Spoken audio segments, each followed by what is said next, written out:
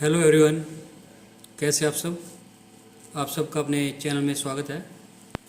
आज मैं आपको शेर शाह सूरी के बारे में बताने जा रहा हूँ। शेर शाह सूरी भारत में जन्मा पठान था, जिन्होंने हुमायूं को 1540 में हराकर उत्तर भारत में सूरी साम्राज्य को स्थापित किया।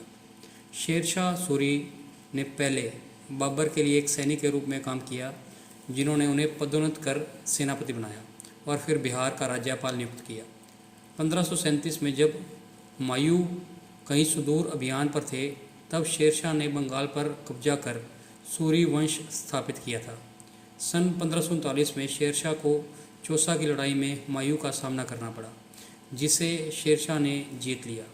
1540 ईस्वी में शेरशाह ने हुमायूं को पुनः हराकर भारत छोड़ने पर मजबूर कर दिया और शेर खां की उपाधि लेकर संपूर्ण उत्तर भारत पर अपना साम्राज्य स्थापित कर दिया। शेरशाह 1545 ईस्वी में कलिंजर के घेराबंदी के दौरान चंदेल राजा कीर्तिवर्मन द्वितीय द्वारा बेरहमी से मार दिया गया। एक शानदार रणनीतिकार शेरशाह ने खुद को सक्षम सेनापति के साथ एक प्रतिभाशाली प्रशासक भी साबित किया। 1540 से 45 के अपने 5 साल के शासन के दौरान उन्होंने नई नगरीय और सैन्य प्रशासक स्थापित की, पहला रुपया जारी किया, भारत की डाक व्यवस्था को पुनः संगठित किया और अफ़गानिस्तान में काबुल से लेकर बांग्लादेश के चटगांव तक ग्रांड ट्रंक रोड को बढ़ाया। साम्राज्य के उनके पुनर्गठन के बाद में मुग़ल सम्राटों के लिए एक मजबूत नींव रखी गई, विशेषकर हुमायूं के बेटे अकबर के लिए। अब आपको उनके प्रारंभिक जीवन के बारे में बताते हैं। शेर शाह का जन्म पंजाब के होशियारपुर शहर के बजवाड़ा नामक स्थान पर हुआ। उनका असली नाम फरीद खान था, पर वो शेर शाह के रूप में जाने जाते थे क्योंकि उन्होंने कथित तौर पर कम उम्र में अकेले एक शेर को मार गिराया था। उनका कुल नाम सूरी उनके गृह नगर सुर से लिया गया था। उनके दादा इब्राहिम खान सूरी नारनौल क्षेत्र में एक जगीरदार थे, जो उस समय के दिल्ली के शासकों का प्रतिनिधित्व करते थे।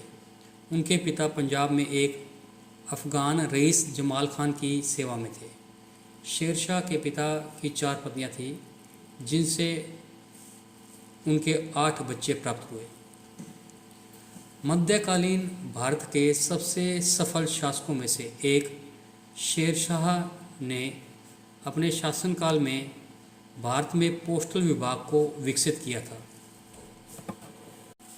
उसने उत्तर भारत में चल रही डाक व्यवस्था को दोबारा संगठित किया था, ताकि लोग अपने संदेशों को अपने करीबियों और परिचितों को भेज सकें। अब आपको बताते हैं ग्रैंड ट्रंक रोड के बारे में। शेरशाह सूरी एक दूरदर्शी एवं कुशल प्रशासक था, जो कि विकास के कामों का करना अपना कर्तव्य समझता था।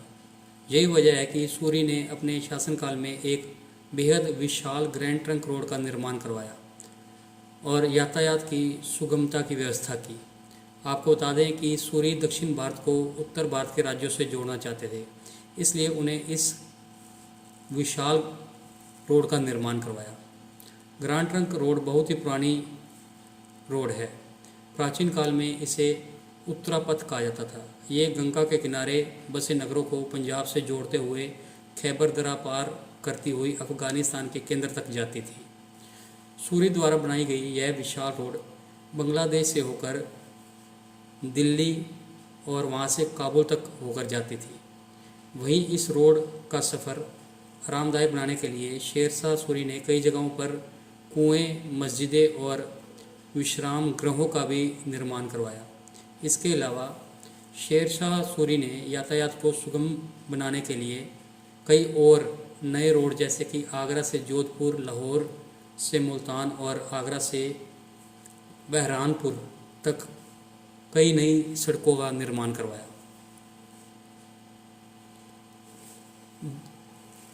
अभी तक शेरशाह अपने आप को मुग़ल सम्राटों का प्रतिनिधि ही बताया करता था, पर उसकी चाहत थी कि अपना साम्राज्य स्थापित किया जाए। शेरशाह की बढ़ती हुई ताकत को देखकर आखिरकार मुग़ल और अफ़गान सेनाओं की जून 1539 में बक्सर के मैदानों में भिड़ंत हुई। मुग़ल सेनाओं को भारी हार का सामना करना पड़ा। इस जीत ने शेरशाह का साम्राज्य पूर्व में असम की पहाड़ियों से लेकर पश्चिम में कन्नौज तक बढ़ा दिया। 1540 से 45 के बीच में शेरशाह द्वारा पहला रुपया जारी किया गया। सिक्के में देवनागरी और फारसी लिपि का इस्तेमाल किया गया है। शेरशाह सूरी एक कुशल सैन्य नेता के साथ साथ योग्य प्रशासक भी थे। उनके द्वारा जो नागरिक और प्रशासनिक संरचनाएं बनाई गई वो आगे जाकर मुग़ल सम्राट और अकबर ने इस्तेमाल की।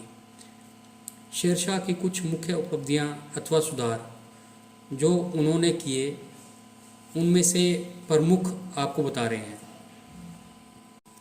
3 धातुओं की सिक्का प्रणाली जो मुग़लों की पहचान बनी वो शेरशाह द्वारा ही शुरू की गई। पहला रुपया शेरशाह के शासन काल से ही जारी हुआ था, जो आज के रुपये का अग्रदूत है। रुपया आज भारत, पाकिस्तान, नेपाल, श्रीलंका, इंडोनेशिया, मॉरिशस, मालदीव में राष्ट्रीय मुद्रा के रूप में प्रयोग किया जाता है।